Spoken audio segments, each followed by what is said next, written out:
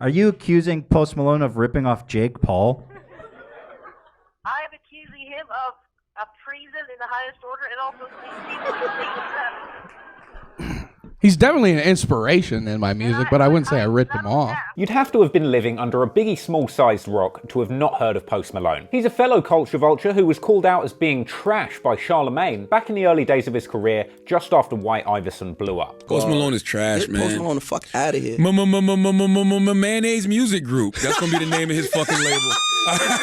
After White Iverson blew up so hard, many people had written Post Malone off as a one-hit wonder a la Lil Nas X. But despite the country and western influences on Post Malone's music, he managed to avoid that temptation to become a cowboy hat-wearing clown. But Post continued to defy the odds, constantly combining rock, country, rap, and trap, creating an amazing catalogue of music that was just laced with banger after banger. And Post Malone has managed to score some incredible numbers, and at this point the only person coming close to Post Malone's streaming numbers is Drake. Impressive when you consider the fact that Post has managed to hit these numbers without becoming a colossal douchebag like Drake. No, in fact, the internet is littered with heartwarming moments where, despite being an international mega rock star, Post manages to stay down to earth and have really nice human moments with regular people. I really like your music. Thank you so much, man. Thank you so much. Yeah, that means definitely. a lot to me. Honestly. I'm actually taking a picture. Can you say hello to Nicole?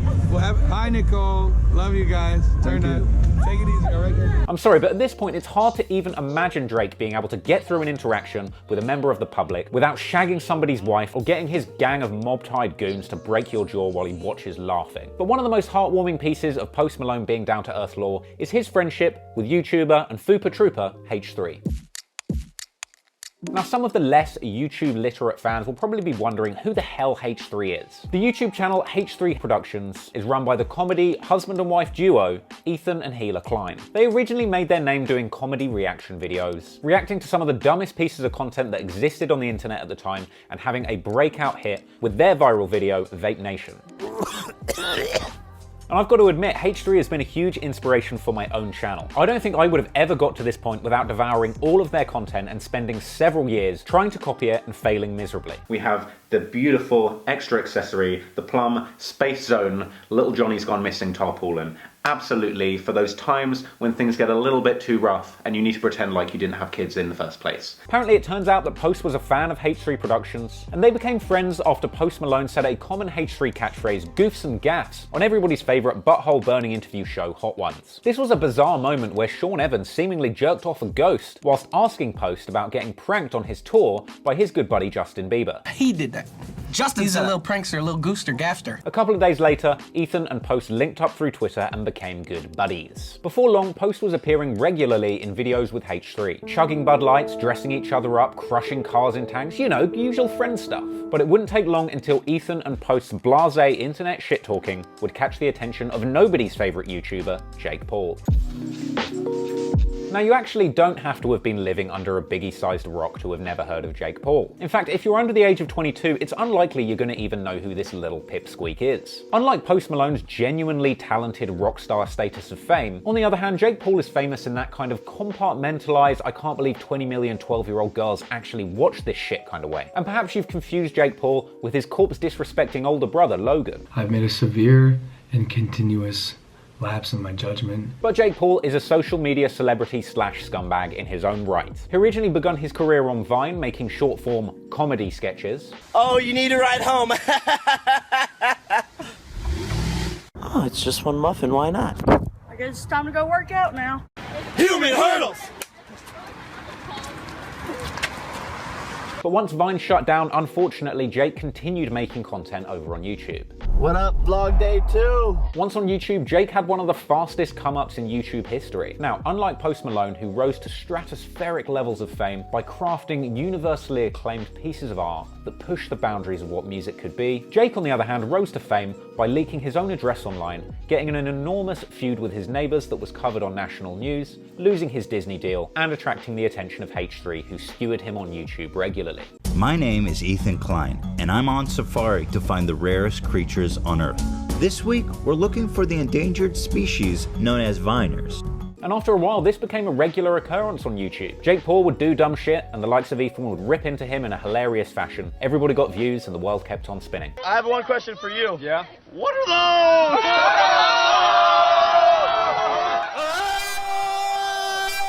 Yes, he didn't like my shoes, but I don't think they're so bad. Jake Paul fucking sets the Hollywood Hills on fire. Millions are dead. Get dabbed on, LA. But Jake would truly jump the shark in May 2017 after the release of his hit song, Everyday Bro. When I say hit song, what I mean is I hope Jake got hit by a car for making this. Interestingly, this was actually Jake's second go at rapping. In 2015, he dropped a completely unlistenable rap song called Shaky. Now, I'm not quite sure what the song Shaky is about. On one hand, it could refer to the kind of shaking that Jake must have received as an infant, giving him long-term brain damage and turning him into the colossal twat that we all know today. Or it could simply refer to the fact that this track is such a steaming piece of turd that it should have just been shaken out of his pant leg rather than uploaded to Spotify. Who knows? But anywho, Jake dropped the song It's Everyday Bro and it went super viral on YouTube. The track features Jake and his crew Team 10. I assume the 10 stands for the group's collective IQ points. And I've got to admit, aside from the nonsensical bars and terrible rapping, the hook of the song is actually kind of catchy and the beat's not half bad. Some of the lyrical highlights include Jake bragging about the fact that his merch is inexplicably selling like a god church. I guess in comparison, I would say that my merch is selling like Satan passed out in a bus shelter. Also, his British former lackey Nick Crompton dropped a shameful bar where he claimed England as his city, despite the fact that England is a country. But easy mistake to make when you live in LA and can't spell Compton correctly. The music video itself is a classical rap cliche. It shows Jake Paul whipping a drop-top Lamborghini Mercy around LA and partying with a dozen or so of his cute little teenage boy friends outside of a mansion, which at times looks like less of a rap video and more like a pool party at Kevin Spacey's house. Regardless of its lack of lyrical content, artistic content, or stylistic content, the song was a big hit on YouTube. I mean, to this day, that song is holding 250 million views on YouTube and a very healthy 5.5 million dislikes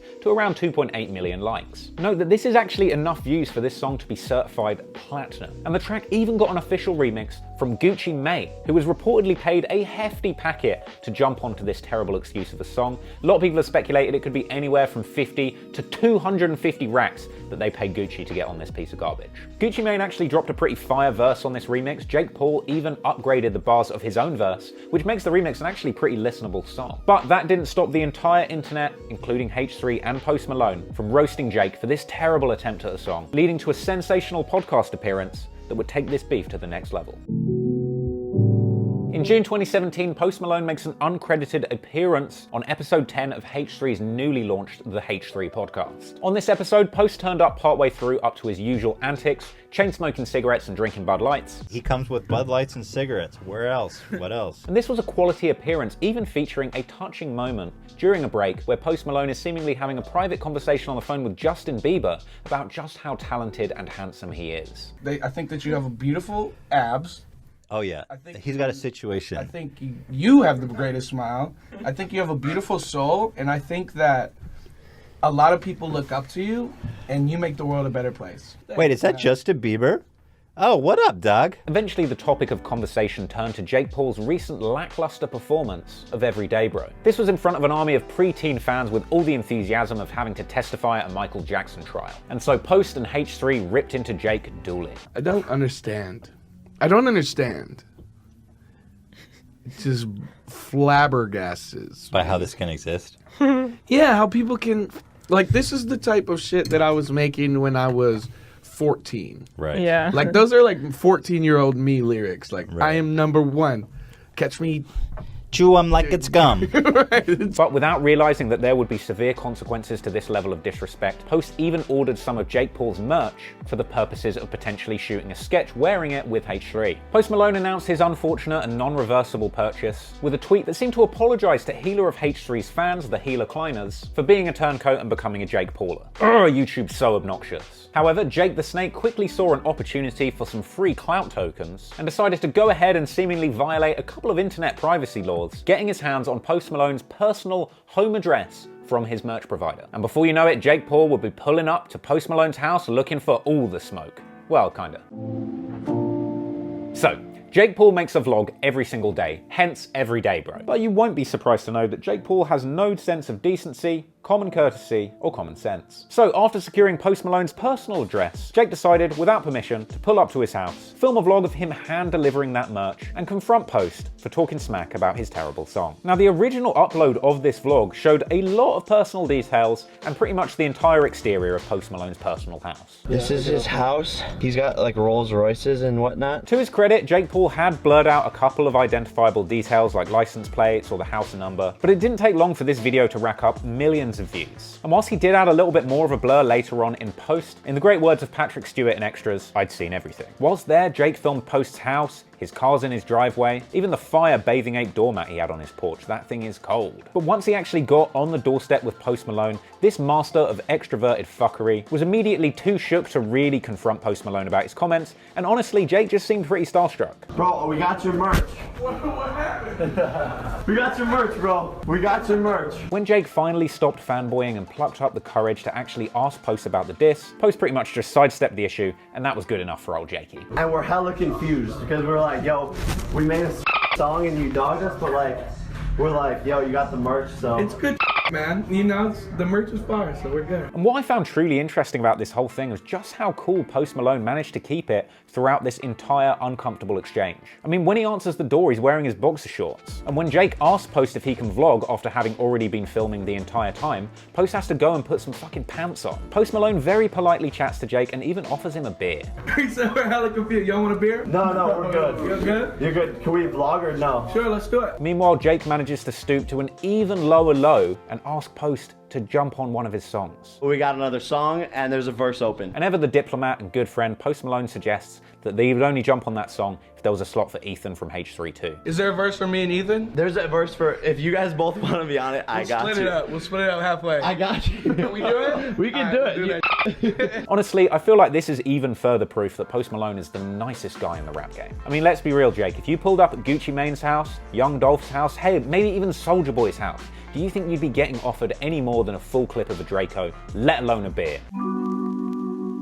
Naturally, the YouTube community wasn't feeling Jake's blatant disrespect in doxing Post Malone. H3 responded to the doxing, creating a video tearing Jake a new one. He gets the address just yesterday from FanJoy, and I'm sure this cannot be legal.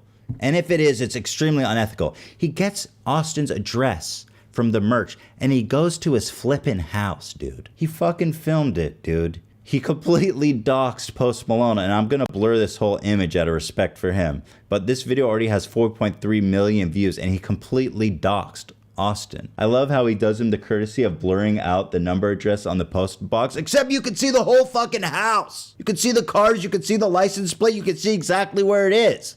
He doxed him, dude. And even a few months later, Ethan invited Jake onto his podcast to confront him about doxing Post Malone, as well as some of the antics that he'd been having in his neighborhood. You never heard from Post, I assume, right? No. But then, like, you never deleted the video, which is what I was expecting. And you put, like, a little blur that wasn't really effective. It was more like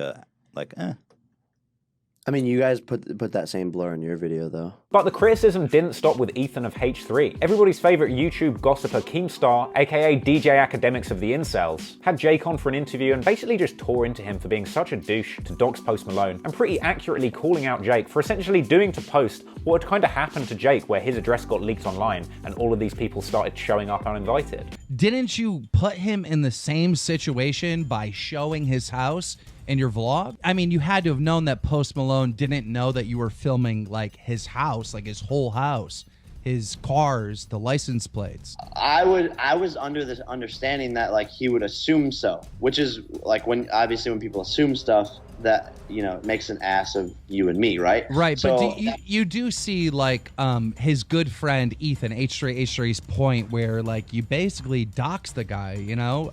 But you know, Post, I talked to Post, and Post is a really, really nice guy. So if you would have asked him 100 different ways, is it okay if we vlog, he would have said yes. You know what I mean? Throughout all of these interviews with H3, Keemstar, and beyond, Jake seemed to kind of oscillate between sort of being apologetic, but at the same time, still seeming pretty smug for all of the attention that he was getting from doing that. And Drake even got some underhanded grilling about the situation from Post Malone's mortal enemy and Voldemort for culture vultures, Charlemagne on The Breakfast Club. It was at this point that Jake actually revealed that him and Post had squashed the beef, and Charlemagne used his opportunity to hate on Post Malone and say some pretty ill-advised things. Post is like the homie now.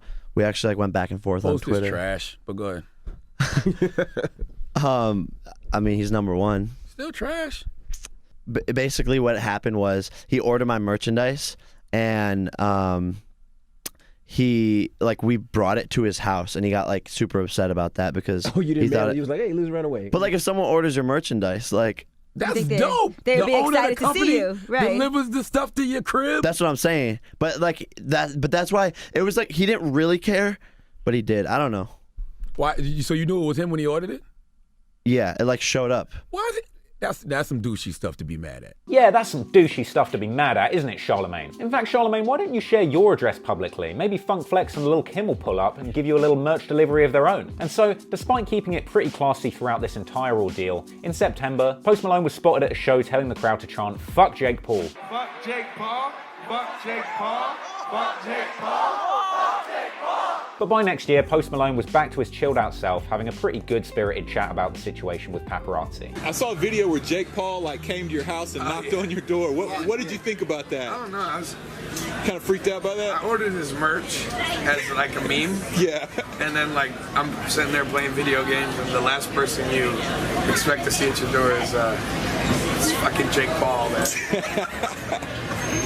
You know, he's nice enough. Oh, he's such a nice guy, it makes me angry. I just find it so impressive that Post Malone's able to keep his cool recounting this situation, when you consider the fact that after his address was baited out on the internet by Jake Paul, that home was robbed at gunpoint. Though thankfully, Post Malone had moved on at this point. So there you have it, that's the tale of how this wet fart of a YouTube personality pulled up on one of the greatest entertainers of our generation and made himself look like a royal pagan in the process. Hope you enjoyed that video. If you did, please make sure that you like and subscribe below. Much appreciated, and until next time,